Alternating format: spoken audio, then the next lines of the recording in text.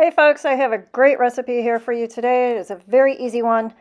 It's actually from a recipe I had written and given to my mom decades ago and just happened to find. I didn't even know I had it. I pulled it out around Christmas time and made a batch, and then I decided I liked it so much I'd make it again. So here's the original recipe as it was written. And it's a graham cracker based treat. So the first thing you'll have to do is decide what type of graham crackers you want. If you're really vegan and want to avoid honey, there are some options that tend to be the gluten-free ones I've found that don't have honey. I personally don't like the ones that are using enriched flour, so I avoid them. I'm not always wanting a gluten-free option, but there are a couple that are pretty good, like the Partake, and there's some here that I found online that I've never tried that might be worth checking out. So anyway, once you decide what your priorities are and what type of graham crackers you want, you just simply grind up enough in a food processor to get 1 1/4 cup of graham cracker squares. I have a very old small food processor. You could do it all at once. I did this in a couple batches because I did not have enough the first time.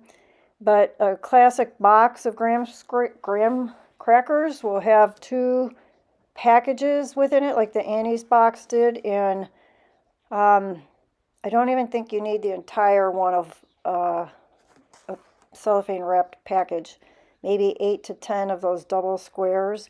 So once you grind them up, you're gonna also add 1/2 cup of wheat germ. So if you want this gluten-free, you could just skip that. It's not a big deal. These are very versatile recipe. You could switch it out for a flour, which I also did, I believe, in one of my batches right here. So that's, I think it's just 1/4 cup of the whole wheat flour that I used as well. And 2 tablespoons only of brown sugar. If you're concerned, you can swap that out for whatever sweetener you want. It's 1/2 teaspoon of baking soda, a little bit of sea salt, like 1/4 to 1/2 teaspoon. You could add a little shake of cinnamon. These are a couple things that aren't on this original recipe that I added. And then you mix all that dry stuff up together. And then you're going to want to make your wet mix. So the original recipe called for bananas. Oh yeah, I added actually some chia seeds to this as well, just because it's not in the original recipe, but they're a good binder and they add to the protein. So in the first batch I made, I actually used baked winter squash because I didn't have any bananas on hand, and I liked the way that came out. I happened to find some organic bananas priced to sell that were perfect ripeness for baking.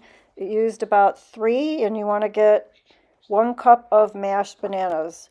So about 3 medium, small to medium bananas would work. A potato masher works great to do the job. It only takes a couple minutes.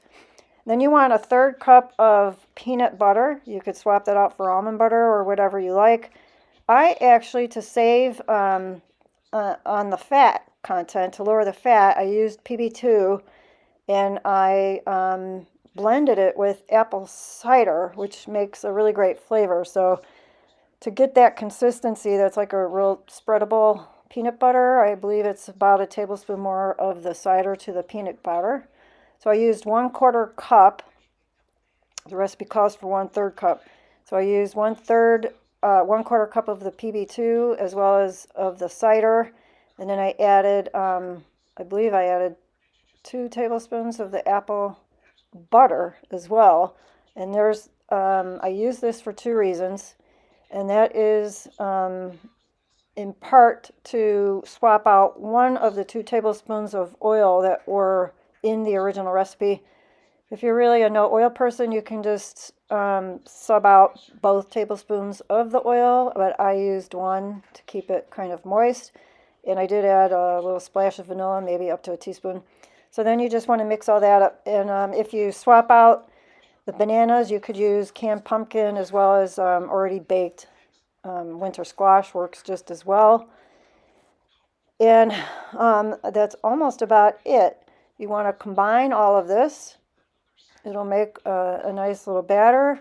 And then you want to add, if you like, some chocolate chips. If you don't eat chocolate, you could add peanut butter chips or carrot chips or skip it. You could add top nuts if you wanted, or just none of it. So I didn't add a lot, maybe at the most a third cup, but it was probably more like a quarter cup. Could be wrong. And then you want to put that in a prepared 8x8 pan. It's easy to use the parchment paper. Just wrinkle it up real quick into a ball and then open it up so it lays better in your pan. Otherwise, you could oil it if you're not using a silicone or a non-stick. And that's it. It's a really pretty simple, easy recipe. It did take a couple minutes for me to spread this out because it's a little sticky. So you want to just evenly spread it out with the back of a spoon. And when that's done, you're going to just be popping it in the oven and bake it at 350 degrees for 30 minutes. You just want to test so that it comes out like it springs back when you press it down on your finger and the toothpick comes out clean. And I don't have the exact correct measurements, but each square, I cut it into 16 squares, and each square had about 3 grams of protein and 3.5 grams of fat, 17 grams of carbs, and about 2 grams of fiber per square. Those measurements are probably slightly off because of my variations, but anyway, they're really super delicious. It tasted like a nice moist banana bread. So anyway, that is a great recipe. Do give it a try. And by the way, I'm almost done editing my original recipe book. It should be out by the end of the month, and this macrobiotic action plan is now available. Thank you for watching. Hope you enjoyed this recipe. Give me a thumbs up and let me know what you think.